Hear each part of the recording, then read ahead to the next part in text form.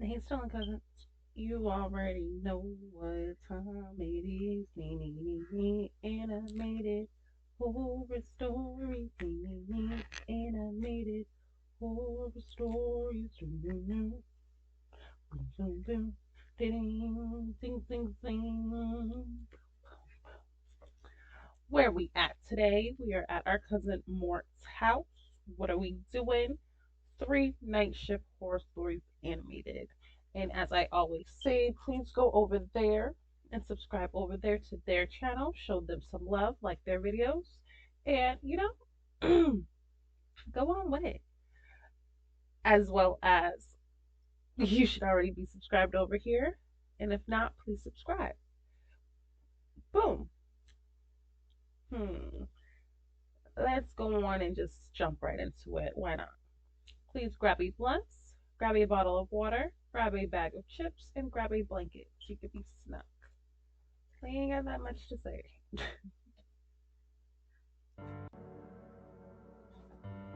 To give the context of where this story is based, Mm-hmm. I live in a smallish college town near a small to medium-sized city. The town itself doesn't have a lot of people, and is mostly here to cater to the demand that comes from the college. Because of this, the stores around the college are mostly open 24/7 so that the college kids will be able to impulse buy whatever they like. The other big seller around here is gas. Of course, gas can be bought in the city, but being a town that is often gone through in order to get to the city, a lot of places will try to keep the price of gas slightly lower than any of the stations in the city. Mm-hmm. My story begins when I was working overnights at a gas station / liquor store when I was doing part-time classes in college, but mostly doing classes online so that they wouldn't run my availability for a full-time job. Okay. The store that I worked at had only one person working on overnights for a long time. Even though a lot of people, especially girls, would complain of the lack of cameras and the fact that you don't always get the best people going into the liquor store and gas station in the middle of the night. The owner's hand was forced on one night, before I started working there, that a woman who came in to buy milk went outside to her car, only for a man to come up behind her and then shove a gun up to her back, then demanding her for money. You see? She complied with You got him, no and security. luckily, he let her go. You see, keep your She ran into the store sobbing hysterically, and though the police arrived shortly after, he was never found. I personally preferred to having two people on with me, even if there wasn't a safety issue. The night seemed to go by so much quicker when someone else was there, and it was really nice that the person I normally close with got along with me so well. Overall, there were 4 overnight shift workers: Josh, Nick, Dixie, and myself. Okay. Dixie had another job and was really only working there as a favor to one of the managers, so she would really only work about 2 nights a week with either Josh or I. Josh and I worked together about 3 nights a week, and Nick worked with Josh or I about 2 nights a week. Okay. Dixie was really nice and fun to be around, but she didn't really particularly like the job or really want to be there. Josh would get annoyed with her a lot for just standing behind the register while he did all the work, but it was only 1 night a week, so he didn't really complain too much. Nick, on the other hand, was a little bit different. He worked there 5 days a week, just like Josh and I, but they never seemed to put him with more than one person 1 day a week. Nobody seemed to really like him or like working with him. Nick was also a little off from the start. He was one of those people who basically told you his entire life story as soon as he met you, giving a bunch of really personal details that no one was really comfortable with hearing.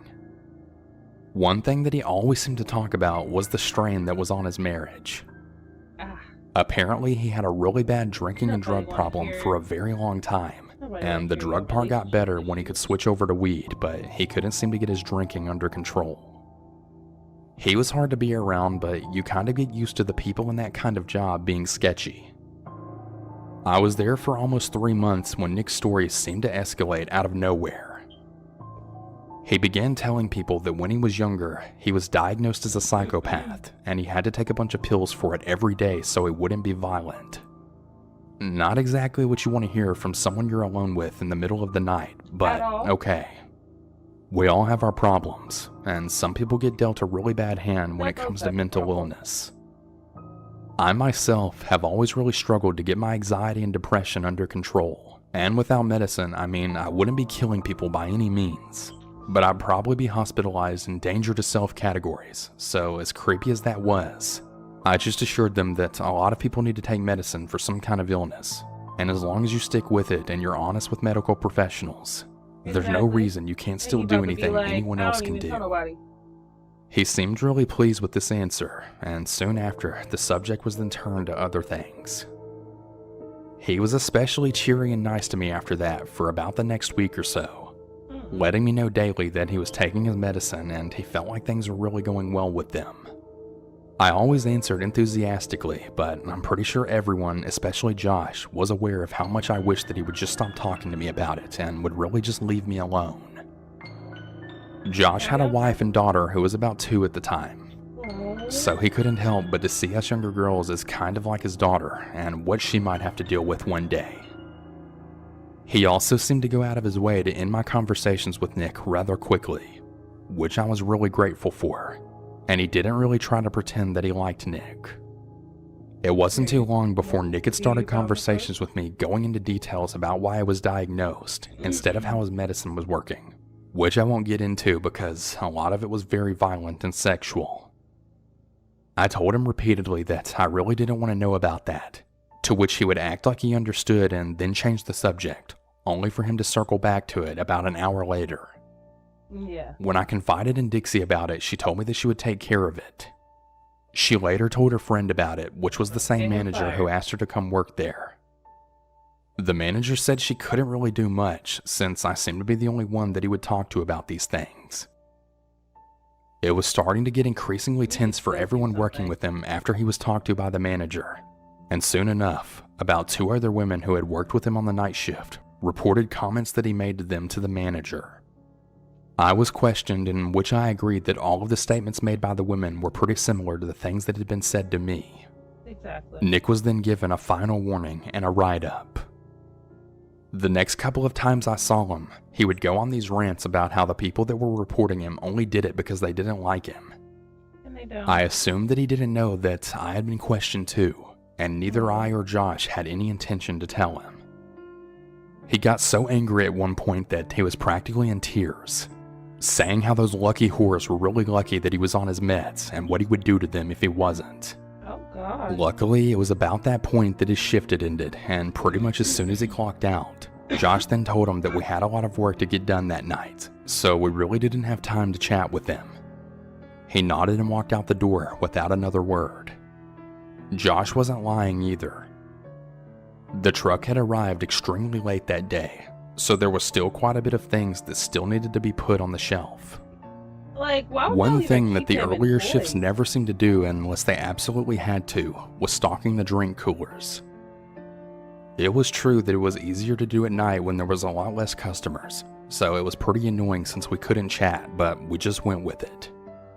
I can't really remember the time that Josh had went into the drink cooler, but it must have been pretty late since we had been there for a while at that point.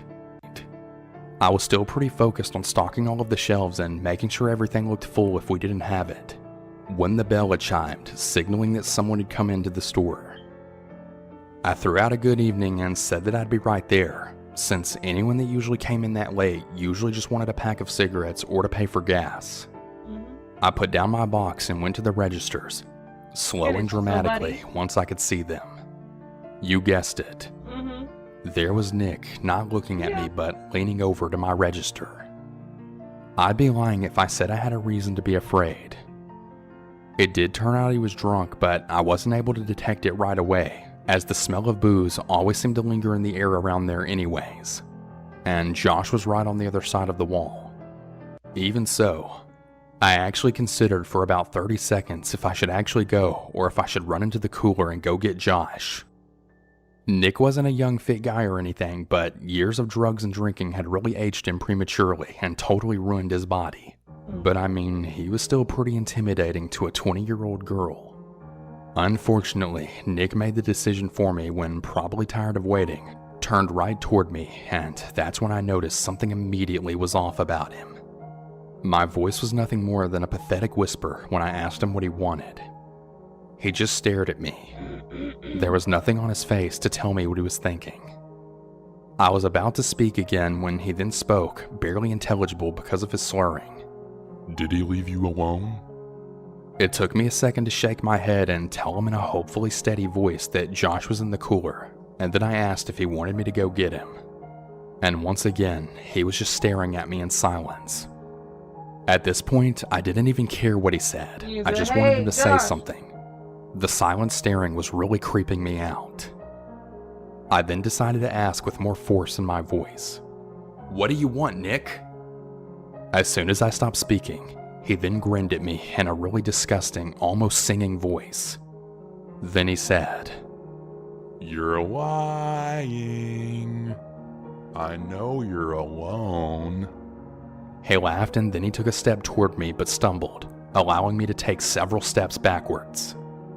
At this point, I should have just run to Josh.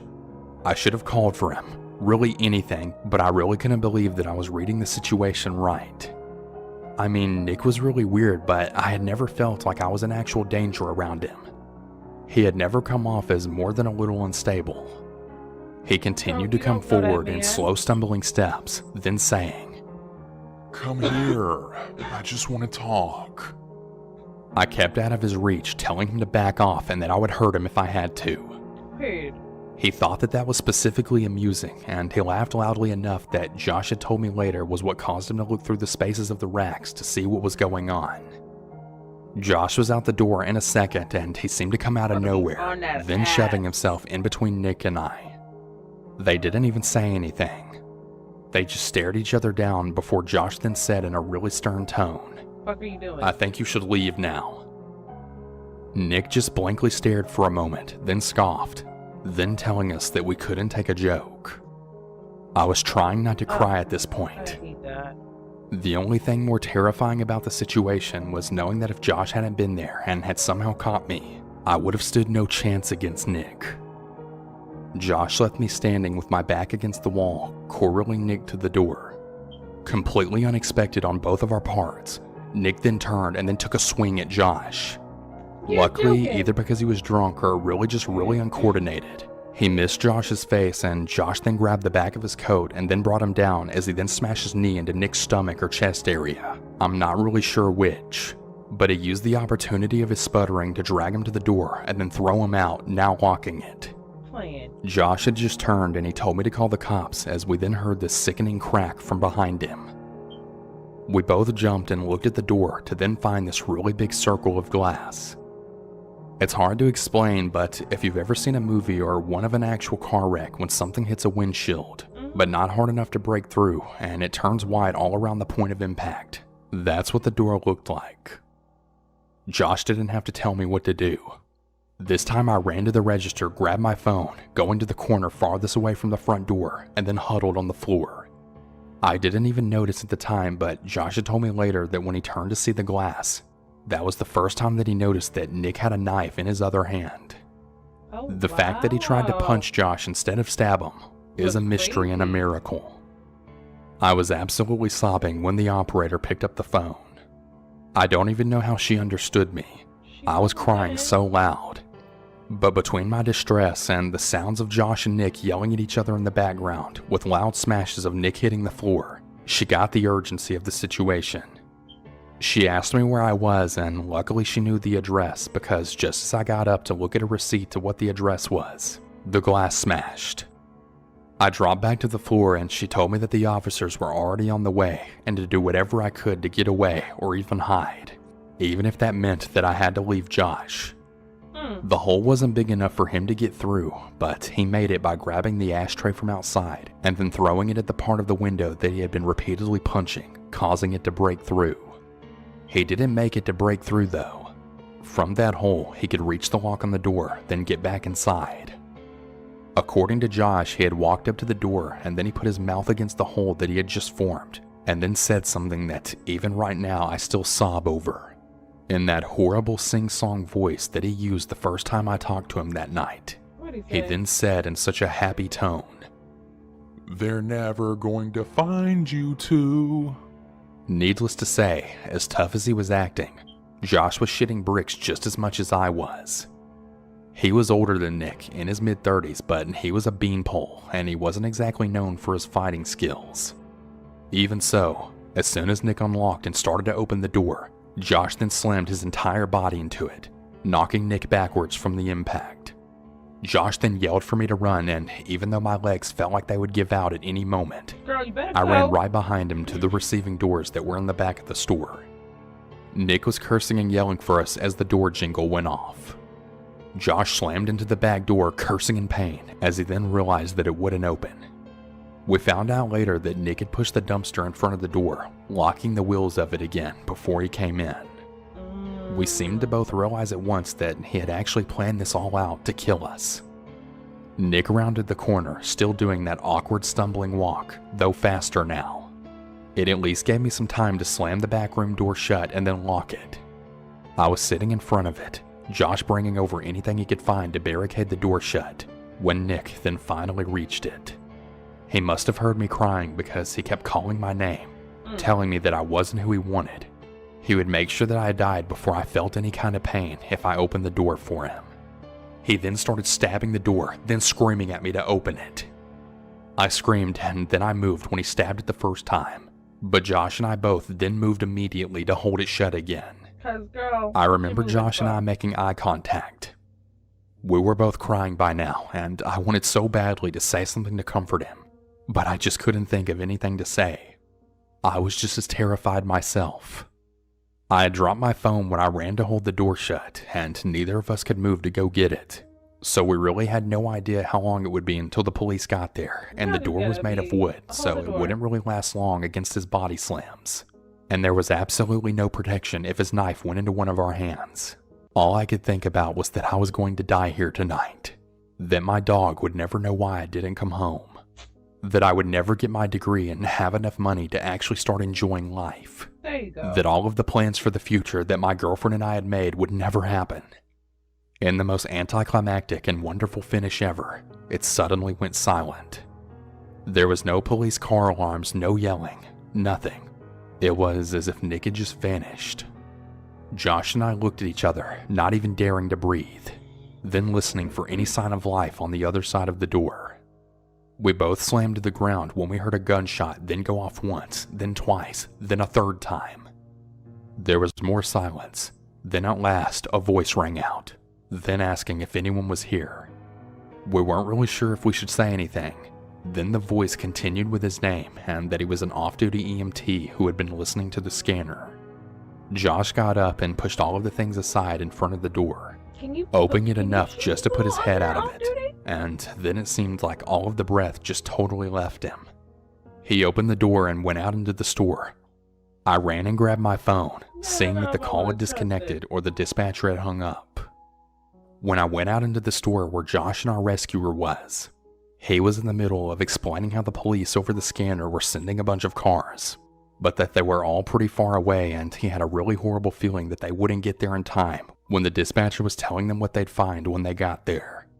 He didn't want either of us to go outside until the police got there because though Nick had been shot in the shoulder, he still had the knife when he took off. The EMT said that he would have run after him, but with the state that the store was in, he was really scared that someone in the store could be dying or hurt. The next 20 minutes were a total blur. Josh and I were just sitting on the floor hugging each other when the police finally arrived. The EMT had called dispatch and he told them of the new situation, and most of the cars that were coming to our location were then diverted to looking for Nick. It was soon after that that Josh got to use his phone to call his wife, and she came right over, only bringing their daughter because he begged her to. He seemed to completely break down when he held his daughter and hugged his wife. I had an extremely similar reaction when I finally got to go home and came in to see my dog's wiggling body as he was so excited to see me.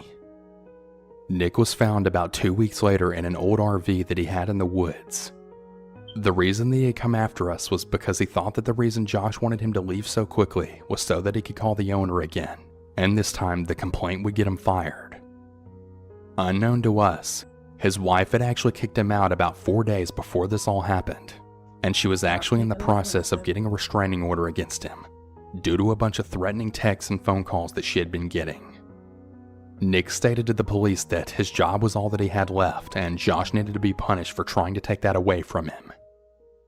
He said that I wasn't the target and he really didn't want to have to kill me, but he knew that he had a much better chance of killing Josh with me there than Dixie, since Josh would be more likely to face him to protect me.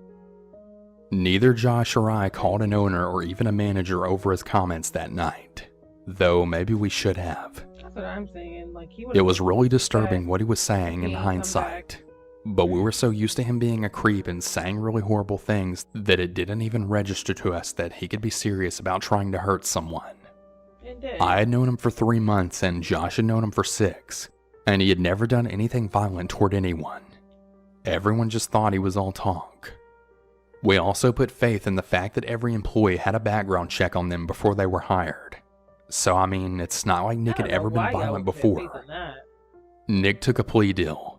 He did this so that the 2 counts of attempted murder would be dropped, and instead would go to a mental hospital for offenders. The reason that I'm writing this story now is that I got a phone call about 2 weeks ago. Saying he got It was out? basically notifying me that as long as there's no setbacks to his health, Nick is actually set to be released on June 8th of this year. What did I say? When I called Josh, he said that he had received the same news the day before. Neither Josh or I work there anymore, and Josh has since moved away to another town on the other side of the city. Period. I've switched to going to college completely online, and I'm in a new place that I'm renting with a roommate. I really don't think that he'll ever come after either of us. I don't see how he could blame us for what happened. I read so many of these stories, and after the fact, everyone always seems so prepared for what to do if they ever see the person they're writing about again. I really don't think that I'd be any more prepared to face him this time than I was back then.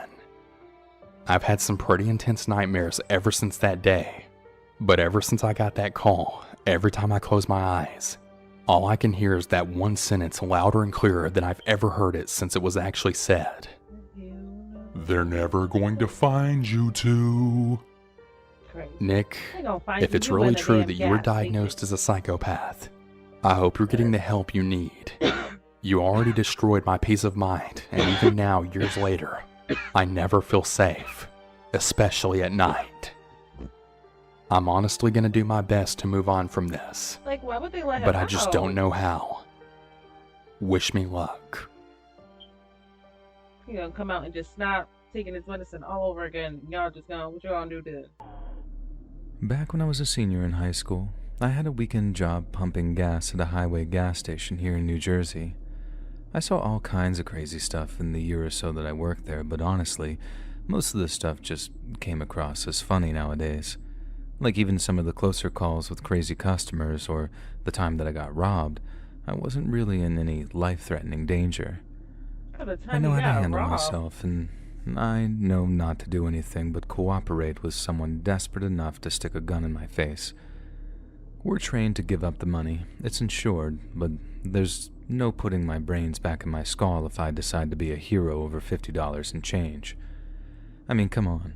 The guy was even more scared than I was, so now it's ended up being like a crazy but not so scary story that I have no problem telling at parties or on dates or whatever. Like, was he though? But then there's He's this saying one that. thing that happened that I don't bring up so easily, and that only ever comes out when people want to know what's the worst But thing like you said, I he had a saw. gun in your face. So why would he be so Sometimes scared? I'm not even in the mood to talk about it, because I know that it can't have been just some rare one-time thing that only ever happened to me. But other times I feel like I gotta warn people, so they'll recognize it and act on it like I did. That's another part of this I hate. I feel like it sounds as if though I'm trying to make myself out as some hero in this situation, but I can promise you, I don't feel that way at all. I feel like I did the bare minimum, but enough intro. I'll get to the story. Okay, good. Because I'm like, what you One do? night, I was working the night shift when an Audi with South Carolina license plates pulled in at around 2 in the morning. Some guy got out, asking me to fill up his car while he went to the bathroom. He put a $20 bill into my shirt pocket, promising another $20 if I could get the tank filled up quickly. Naturally, I rushed to do as he said, and I noticed a middle school-age girl asleep in the back seat, covered up to her chin with a blanket. I didn't want to wake her and risk losing my tip, so I proceeded to fill the tank as fast as I could while still being careful, keeping an eye on her to ensure that she wasn't waking up. She remained asleep, and as I focused more on filling the tank, I suddenly got this chill through myself when I looked back up at her. She was staring at me with her eyes wide open. Before I could say anything, she mouthed 2 clear words through the glass to me. Help me. Help me. There was a moment where I just stopped dead, hand on the gas pump no longer filling up, and then I heard his voice asking, "Hey, everything all right over there?" I had to think on my feet pretty quick. I told him that something was wrong with the pump and that I could head back inside to reset it so the gas would start pumping again.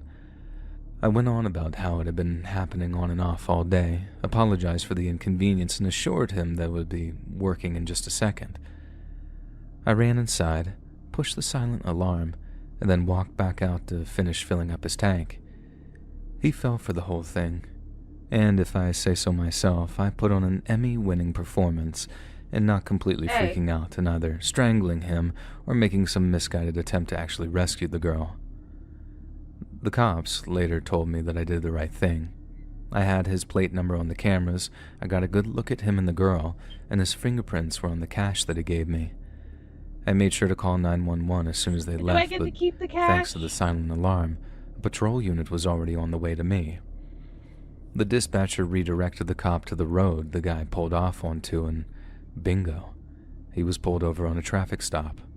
Good. Supposedly all ended well for that particular girl, but how many others don't get a chance to signal for help like that? How many end up in the trunk instead of the back seat? How many don't get rescued? It's those kind of questions that I try not to think about, which is why I don't like telling this story too much. However, I feel it's important to share it sometimes as a warning. If this reaches as many people as possible, maybe it'll save me a whole lot of breath and a whole lot of sleepless nights.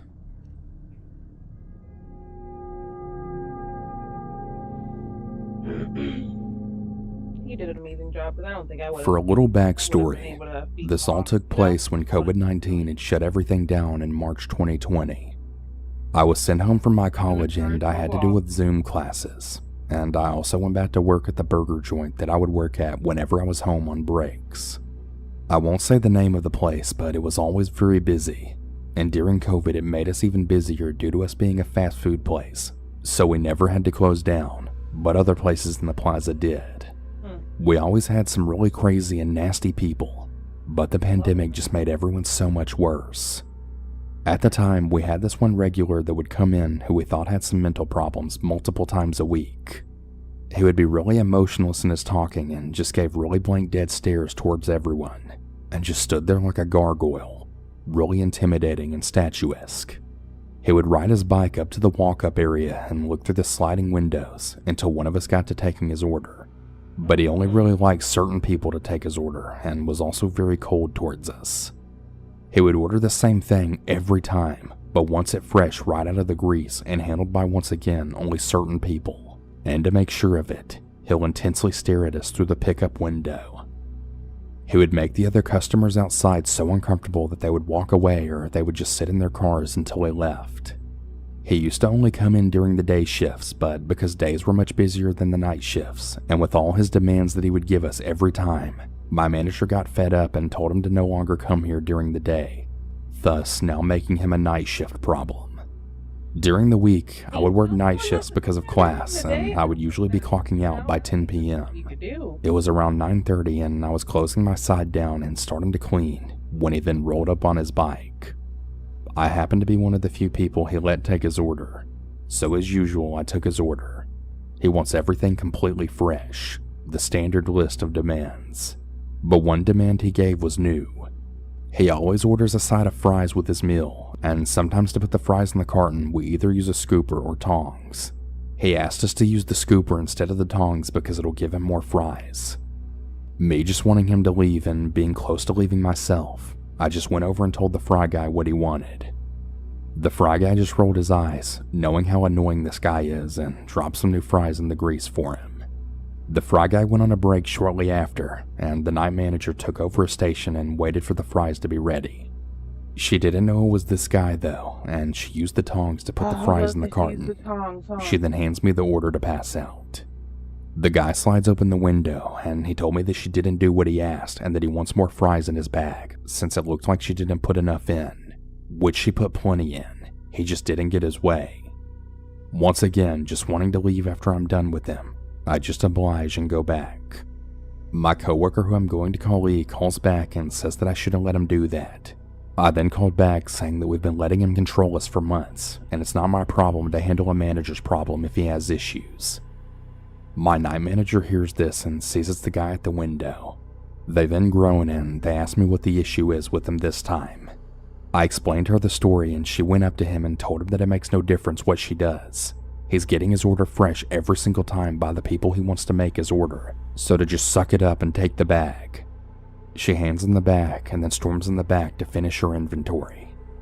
The guy then pokes his arm and head in the window and tries to get one of the other coworkers to remake his order. Coworker and I both said that we're not going to do that since there was nothing even wrong with his food.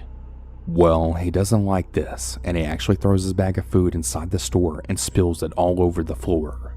He sees this and absolutely loses it. She runs over to the window that he's still in and then screams at him how he can't disrespect us like this, and that we for sure won't be remaking his order now, but we'll give him his money back. He then screams at her, and they actually go at it for a few minutes. I call up the night manager, and she runs up to also scream at him. As he gives the guy back his money, he actually grabs her arm and then yanks her almost through the window. Now, because of the pandemic, we have these plastic dividers at the top of where the customer would be speaking to. So if that wasn't there, she would have went straight through the window. Now everyone is screaming at this guy to get the hell out of there and that we're calling the cops as he just assaulted a minor. Earlier that week, he had racial slurs screamed at her by a bunch of rednecks because she was black. I felt really bad for her dealing with two big issues that happened in such a short period of time. She broke out of his grasp and ran to the back. The guy didn't even leave. In his crazy, twisted mind, he thought he was in the right here. He was running in circles outside of our walk-up area and was actually screaming to himself about E and how he's gonna set the cops on us. He tries banging on the windows to further get our attention, but we just ignored him. Give a damn about you. 4 cop cars drove in, blocking the entrance and the exit of the drive-thru so that no one can come in or leave. They talked to him and the guy just isn't grasping that he attacked a minor and he's crazy. The owner of the company sends in the security footage of just what happened to the cops, and we set the guy on trespassing. The guy actually had to be escorted off the property because he wouldn't leave. He thankfully hasn't come in since that day, but we still see him riding around the road next to our place, and he gives us menacing looks every time he passes by, not once breaking eye contact. He really wasn't right in the head. The dead stares he would give us through the windows, the emotionless way he would speak to us, how picky he was with everything, and how quick he snapped and resorted to violence. It was insane. Very fortunately, E didn't get any injuries from the incident and was only shaken up, but she did quit a few weeks later, and I can't really blame her. As she should. I feel really bad for her. No one should ever have to deal with being assaulted by customers or having racial slurs spewed at them. She was way too young to have to deal with that.